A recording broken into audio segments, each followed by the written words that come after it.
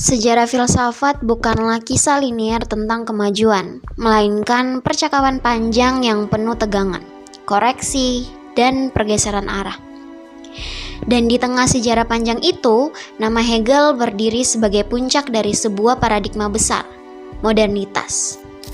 Ia bukan sekedar pemikir Jerman abad ke-19, melainkan arsitek dan sistem filsafat yang nyaris total yang mencoba menjelaskan seluruh realitas dengan satu kerangka logis, rasional, dan tertutup.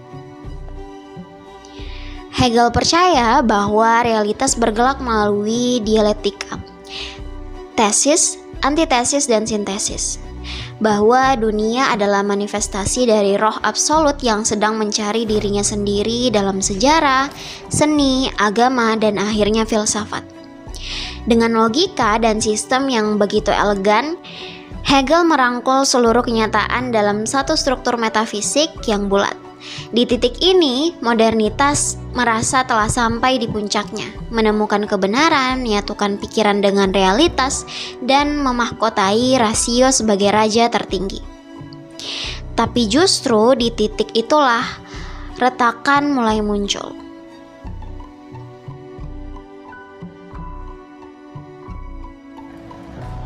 Setelah kematian Hegel, para filsuf mulai menggugat. Ada yang kecewa, ada yang memberontak, dan ada pula yang menawarkan arah baru. Mereka tidak menolak filsafat secara total, tapi menolak untuk dipaksa hidup dalam sistem yang besar yang menutup kemungkinan lain. Mereka melihat bahwa kenyataan tidak sesederhana sistem, bahwa manusia tidak sesempurna logika, dan bahwa hidup bukanlah proyek metafisik yang bisa dirangkum dalam satu teori. Maka lahirlah paradigma baru, paradigma kontemporer, sebuah arah filsafat yang tidak lagi tunduk pada pencarian esensi universal, tapi justru menyelami keberadaan konkret manusia yang rapuh, ambigu, dan penuh pertanyaan. Jika Hegel berbicara tentang roh dunia dan sejarah universal, Kierkegaard berbicara tentang individu yang gemetar di hadapan keputusan hidup. Jika Hegel mencari keseluruhan, Nietzsche justru mengangkat kehancuran makna, absurditas, dan kematian Tuhan. Eksistensialisme lahir bukan untuk membangun sistem, tapi untuk mendengar jeritan manusia konkret, yang cemas, yang bebas, yang kadang tak tahu arah. Filsafat tak lagi bicara dari menara gading, tapi turun ke jalan-jalan kota, ke ruang batin yang sunyi, ke tubuh yang merasakan, dan ke dunia sosial yang tak adil. Modernitas telah lama mengagungkan rasio sebagai alat utama, tapi zaman kontemporer sadar bahwa rasio saja tidak cukup. Rasionalitas perlu diimbangi dengan imajinasi, dengan intuisi, dengan tubuh, bahkan dengan hasrat. Karena manusia bukan mesin logika. Kita merasa sebelum kita berpikir, kita rindu, kita marah, kita takut, maka filsafat pun mulai membuka diri terhadap dimensi lain. Terhadap yang puitis, yang etis, yang sensitif, bahkan yang gelap dan tidak terdefinisi. Marx melihat bahwa sistem idealisme Hegel hanya menghasilkan bayangan kosong. Ia membalik dunia Hegel, bukan kesadaran yang menentukan keberadaan, tapi keberadaan sosial yang membentuk kesadaran. Filsafat pun menjadi alat kritik terhadap sistem sosial, ekonomi, dan kekuasaan. Sementara itu, Wittgenstein dan para filsuf analitik meninggalkan metafisika sepenuhnya dan beralih ke bahasa sebagai medan utama pemikiran.